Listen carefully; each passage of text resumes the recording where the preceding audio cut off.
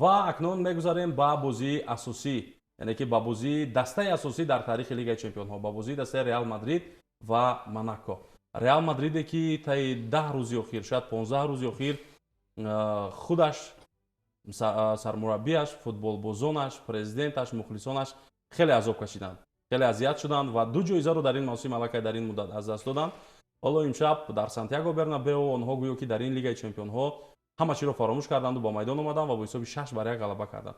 Оё гуфта метавонем ки ин таъсири кори Арбелоа барои Реал Мадрид аз сароғози кор, ё ӯ бо футболбозон забон ёфт, ё ин аз заифии Монако сабаби асосӣ буд ки масалан Реал Мадрид галаба кард, ё чиз дигар? хуб, бинед ки албатта ки ба майдон омадани ҳайати асосии Мастантоноро албатта ки як кам бозӣ тавонист ки Реал Мадрид дигаргун бошад.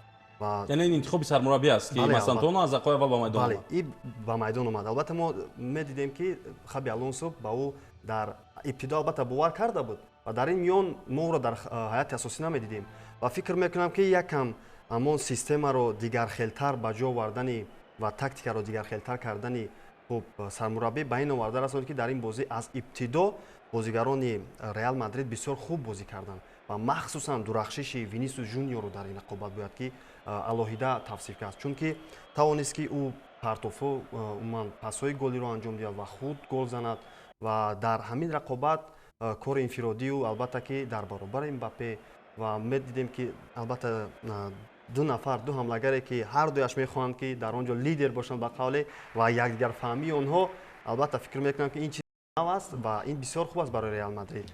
Аммо наметавон ҳама он мушкилиҳое ки Реал Мадрид дорад барои ин танҳо аз ин бозӣ хулосагирӣ кард. Реал Мадрид ҳамон Реал Мадрид аст ва чизе дигаре ки ман инҷо каме ҳам бошад ман масалан дидам, назорат кардам ва умуман пайхас кардам ин буд ки ҳамон якдигарфаҳмӣ умуман дар вақте ки Алонсо буд ва ба сармураббӣ на чандон эҳтироми зиёд надоштани онҳо, фикр мекунам ки ин чизе ки қаблан ҳам албатта ки дар расонаҳо баромада буд ки на чандон якдигарфаҳмӣ миёни мураббӣ ва умуман футболбозон аст ва дар ин баробар ҳоло мебинем ки бо ин сармураббии нав хуб бозигарони Реал Мадрид чӣ гуна якдигарфаҳмӣ ва ангеза доранд. Бисёр хуб аст албатта чунин. Ҳоло ман дар ҳамин бора аз Имонбек як суол пурсидани ҳастам.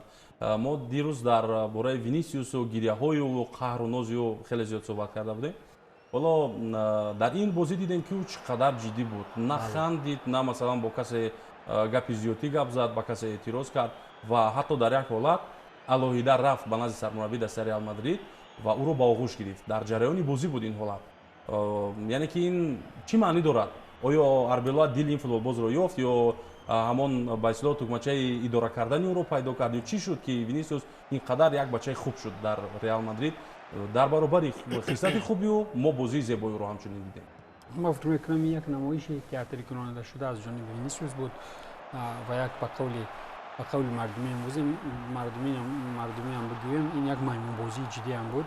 Бубинед вазъият чӣ гуна аст ки ӯ ба таври намоишкорона нишон медиҳад ки ман Алонсо қатъи тоғрӣ набудам, валекин Арбелоа ки нисбати ӯ бисёр меҳрубонӣ хосил мекунад, бисёр хушомадгӯям мекунад, бояд ки дар пеши мардум рафтан нишон диҳам ки ана ҳамин мураббӣ чени дили ман аст, типи хостои ман аст ва он мураббиро ман умуман писанд намекунам. Ин намоиши дигар хел буд. Бубинед ба таври ҷиддӣ барои он нисбати мухлисон рафтор кард ки мухлисон ҳама ӯро Флорентин Пересу ҳама он нафароне ки дар Реал роҳбаранду қарор мебуранд чӣ сухани дуруштек буд ба тарафшон ва суроғашон равон карда буданд ва ҷиддӣ буданд дар ҳамин ҳолатҳо. Албатта ки воқеан мафҳуми худро дорад, валекин Монако ки худ мушкили ҷиддӣ дорад, Монако ки ҳазинаи навуми ҷадвали Лигаи Якум Фаронса фаромандааст, Монако ки кризис дорад, дар кризиси муваққатӣ рӯбарӯ аст ва Монако ки чӣ зарбае буд ва тур дарвозааш ворид мешуд.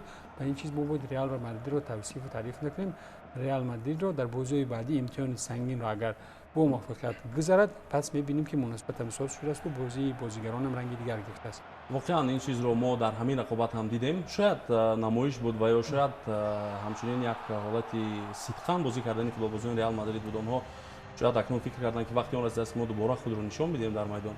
Вале ба ҳар ҳол бо ҳисоби 6-1 Реал Мадрид ғалаба кард ва тавонист ки имконияти рафтан ба даври дигарро аз ҷойи аввал, аниқтараш аз ҳаштгонаи аввал ба марҳилаи ҳаштагиҳои гузаштанро барои худ ба қавле бозам наздиктар кунад ва барои худ таъмин намояд. ва хуб ин охирин бозие буд ки мо дар бораи он аз бозиҳои дишаба суҳбат кардем. ҳоло бошад рӯ меорем ба бозиҳои дигар ки имшаб баргузор мешаванд. Имшаб албатта бозиҳои ҷолиб хеле зиёданд. Бозии махсусан Марселу Ливерпулро метавонем қайд кунем, бозии дастаҳои Ювентус ва Бенфикаро метавонем қайд кунем, бозии дастаҳои Барселона ва Славия Прагаро метавонем қайд кунем.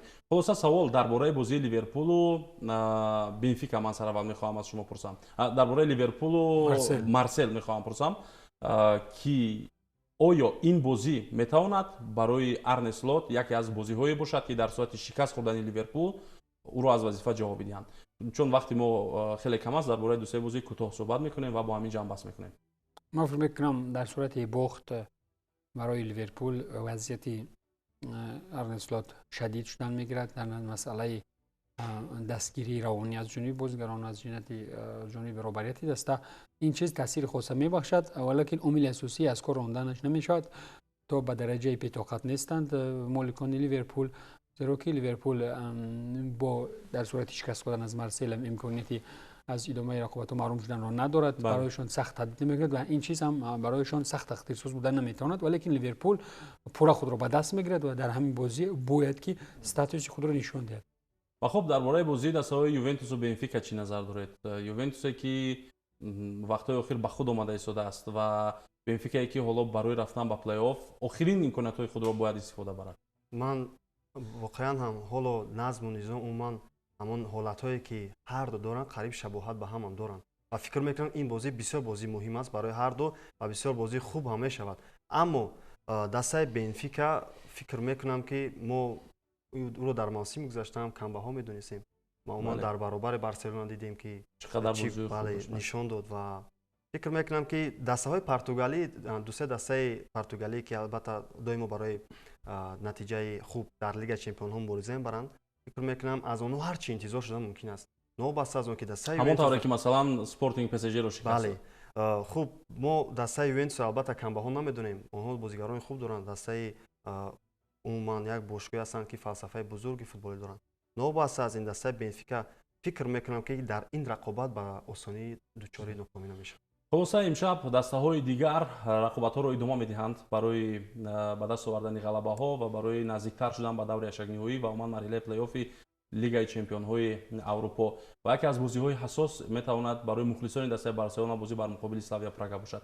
дар ҳоле ки дар даври гузашта дар охирин бозии худ дар Ла Лига дастаи Барселона шикаст хӯрд аз Реал Сосидад ва ҳоло бояд ки дубора ба роҳи пирӯзиҳои худ баргардад. ва Атлетико Мадрид бо Галатасарой дар Истанбул фикр мекунам яке аз бозиҳои аз ҳама ҳассостарин дар ҳамин давр мешавад, чунки мо ҳамеша фазои дохилии варзишгоҳҳои туркҳоро медонем ки чӣ гуна аст ва ҳамчунин Бавария низ дар ин давр метавонад ки пайгирии дастаи Арсеналро дар қисмати болоии ҷадвал идома бидиҳад.